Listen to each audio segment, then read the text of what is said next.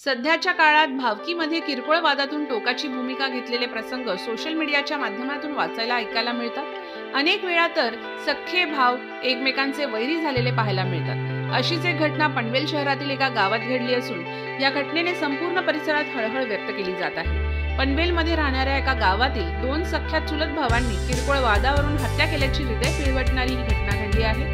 क्षुल्लक वाद एकमेकांमध्ये होतो, मात्र भर दुपारी एका भावाने दुसऱ्या भावावर पाठीमागून सपासप वार करून हत्या केली। घरातील किरकोळ वाद, सतत दारू पिऊन अपमानास्पद बोलून शिवीगाळ करणे या त्रासाला कंटाळून पनवेलमध्ये एका व्यक्तीने आपल्या भावाची हत्या केल्याची धक्कादायक घटना घडली असून पनवेल तालुका पोलिसांनी आरोपीला अटक करून ताब्यात घेतले आहे। मिळालेल्या माहितीनुसार पनवेल तालुका पोलीस हद्दीतील आनंद धनाजी पाटील वय 32 आणि भरत पांडुरंग पाटील वय 42 हे दोघेही राहणारे चिखले तालुका पनवेल मधील आहेत। हे दोघे नात्याने सख्खे चुलत भाऊ असून दोघांमध्ये अनेक वर्षांपासून परिवारातील किरकोळ वाद होता।